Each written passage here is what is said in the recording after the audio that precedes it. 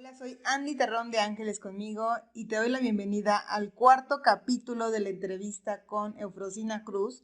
Y en esta ocasión, creo que esta es la parte del podcast favorito para mí, porque ella nos explica las implicaciones de cambiar, cómo aprendes a cuidar de ti, en qué libro encontró que ella era igual que todos, qué pasó cuando ella regresó a Kegolani y vio que el mundo era igual como lo dejó.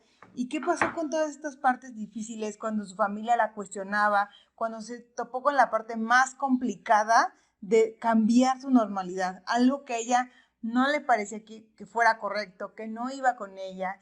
Y fue esta parte más complicada y más álgida de todo su proceso. Así que espero que encuentres respuestas en la entrevista con Eufrosina. Te dejo con ella porque esta es la mejor parte del podcast.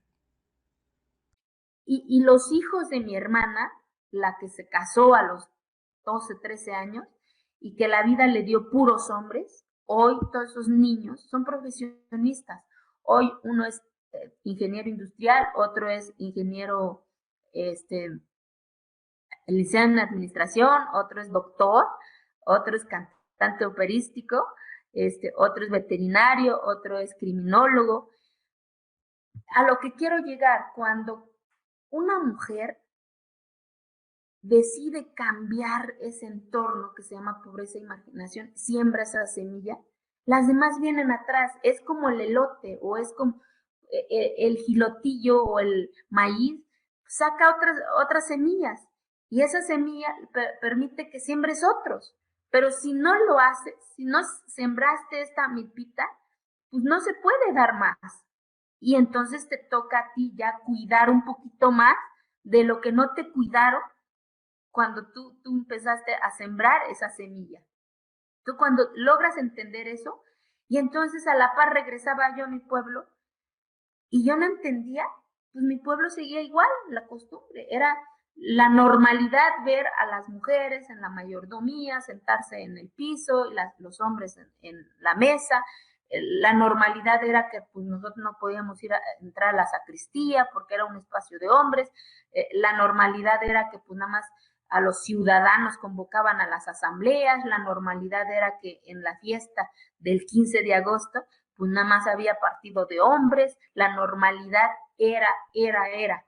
Entonces cuando yo dije, no está bien esto, en la escuela, que supuestamente me dijeron que hay un librito que se llama Constitución Política de los Estados Unidos Mexicanos, decía que todos somos iguales, pues empecé a hacer esa revolución, a decir, no, pues yo, ¿por qué me voy a sentar en el piso? Yo también quiero sentarme en la mesa. Pero entendí que la que tenía que construir ese cambio era yo, nadie más. Y para eso tenía yo que asumir ciertas responsabilidades. ¿Cuáles? Por ejemplo, pues ni modos, me tenía que yo echarme 2, 3 mezcalitos en el pueblo para que me dieran chance de entrar al mundo de los hombres, porque entendí que a lo mejor ellos no eran responsables de eso, sino que esa circunstancia que se llama pobreza e imaginación. Y vuelvo a repetir, no esa pobreza e imaginación de la panza, sino que de aquí de la mente. Entonces, pues me fui convirtiendo en la loca, en la normal de mi entorno primero, porque eso es cuando quieras arrebatar y cambiar algo que no te gusta, pues también tienes que estar consciente que te vas a volver problema. Y creo que nos ha faltado a nosotras las mujeres volvernos problema con responsabilidad para que nos empiecen a dar resoluciones. O como sociedad también. Y entonces empecé a caminar con los jóvenes y por eso me encanta cuando tengo una oportunidad de platicar con los chavos y chavas, porque estoy convencida que son hoy parte fundamental para cambiar muchas cosas de lo que está pasando en el país. Ellos y con la experiencia de los adultos, pues hace que la revolución sea más consciente, sea más direccionada. Y entonces cuando quise ser presidenta del pueblo, pues sabiendo que en el pueblo, en la historia, pues nadie había hecho caso a las mujeres, nadie votaba por ellas, ni mucho menos que pudiéramos votar. Pero estaba esta inconsistencia que para partidos políticos sí, porque tengo una credencial de elector que dice que soy ciudadana, de mi comunidad, de este estado y de este país. Y los partidos sí llegaban al pueblo. Y para lo más importante, me decían que no, porque era la autonomía de mi comunidad, porque era el uso y costumbre de mi comunidad. Hace 13 años, en este país, no existía el pueblo hoy que se llama Quiegolani en este mapa. Hoy, metes en Google y puedes encontrar un montón de cosas, buenas y malas, por supuesto, ¿no? Como en toda la vida. Pero no existía. Entonces, cuando yo quise ser presidenta, pues lo que me dijeron era que yo no tenía ese derecho. ¿Por qué? Porque en el catálogo de mi pueblo no había la palabra mujer, porque era un derecho consuetudinario, los que son abogados, una ley no escrita. ¿Ante quién vas?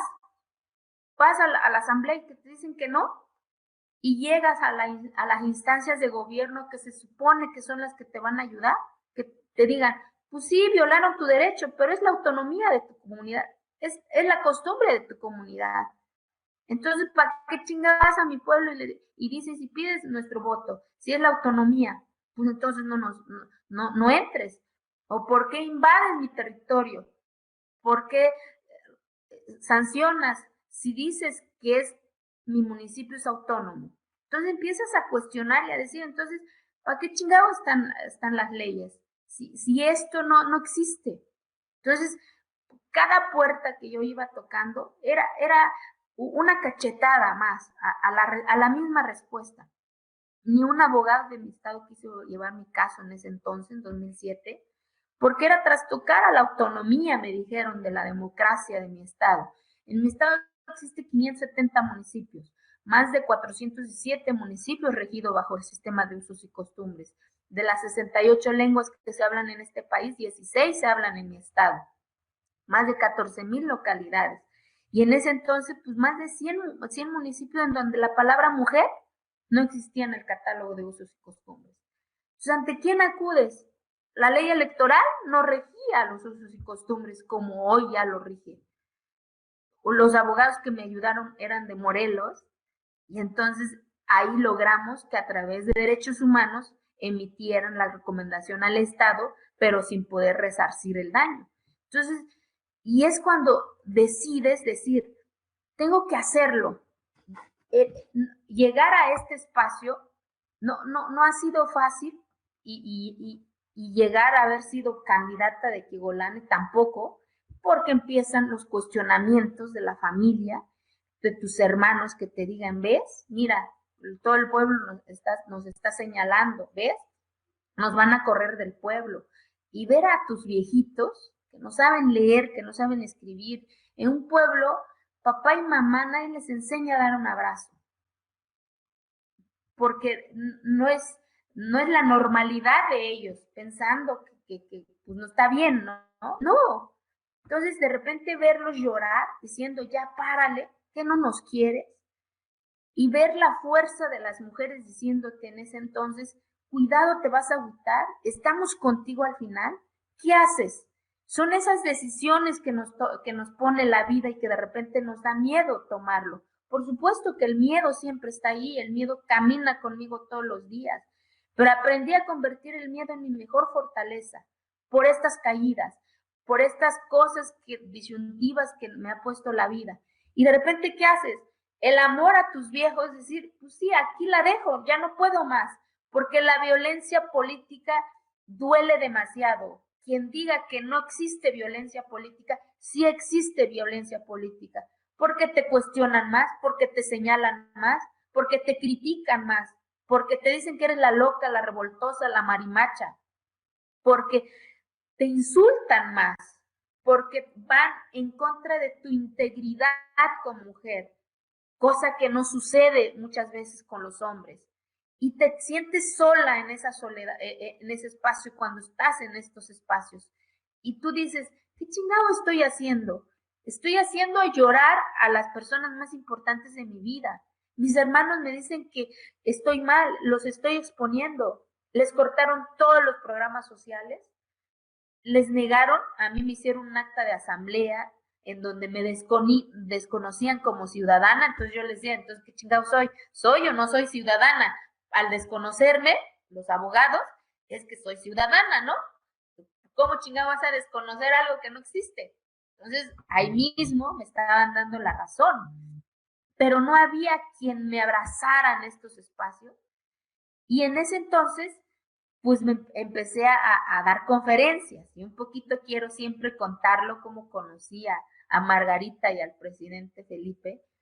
No los conocí a través de una audiencia ni nada de esas cosas, sino que mi sueño era conocer al presidente de mi país. Entonces me entero, me empezaron a invitar a dar conferencias en varias partes de la República, porque ya me había vuelto problema para muchos. Entonces, mientras que más espacio escucharan mi voz, pues más a lo mejor la vida me blindaba, ¿no? Porque ya había yo tenido 2 atentados y estas cosas que de repente te pasa cuando te vuelves revoltosa y rebelde, pero asumiendo la responsabilidad de estas decisiones. Entonces me fui a Morelos porque los abogados que llevaban el caso eran precisamente del estado Morelos, y me enteré de que iban a ir a celebrar el 8 de marzo el Día Internacional de las Mujeres, ¿no? Y ahí me enteré que había un 8 de marzo. Entonces yo le dije a los que me habían invitado que yo quería ir a ese evento para conocer al presidente de mi país. Y me dijeron, pues sí, nada más que está muy difícil porque pues los que vigilan, quién sabe si nos van a dejar entrar, ¿no? Porque, entonces, pero vamos a hacer el intento. Entonces, me gusta mucho escribir. Entonces hice una bendita carta de 6 hojas de ambos lados y yo quería entregarle unos alcatraces que se dan en mi pueblo. En mi pueblo esta flor se da casi de manera natural y nadie le hace caso, porque es el cartucho, porque hacen caso más a la rosa, a la gladiola, y cuando ya no hay ninguna de estas flores, todo el mundo dice, bueno, tan siquiera un cartucho. Y de repente así nos hacen las mujeres. Cuando ya no hay quien cubra los espacios, bueno, dile a María para que lo ocupe. No, yo no quiero los espacios de sobra, yo quiero espacios de calidad.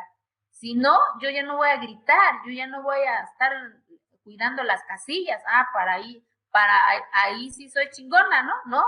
Entonces, pero esta flor en mi entorno, las otras flores pues salen en el mismo tallo otras flores y el alcatraz no, es única, no hay más flores. Y la quieres doblar y no se rompe a la primera ni a la segunda porque es dura.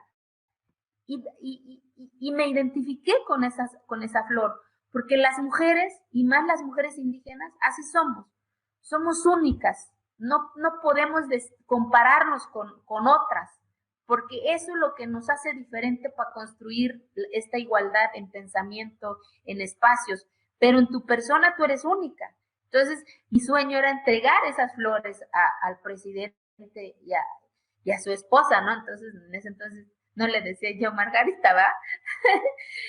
y, es, y entonces, pues fue todo un reto llegar al evento. La verdad es que a mí me deja asombrada este capítulo porque no fue nada fácil luchar contra lo que era su normalidad. Y quiero aclarar un poquito de lo que ella habla de los usos y costumbres. En México hay distintas comunidades a las que la ley les respeta sus usos y costumbres y por lo tanto, como en el caso de Ofrosina, las mujeres no cuentan, no pueden votar y otro tipo de situaciones. Hoy, gracias a Eufrosina, las cosas no son así para muchos lugares y fue una batalla difícil, como la escuchaste en este podcast. Así que acompáñame al siguiente podcast para que veas cómo conoció a alguien que ella admiraba muchísimo y que al final la fue impulsando en su proyecto personal.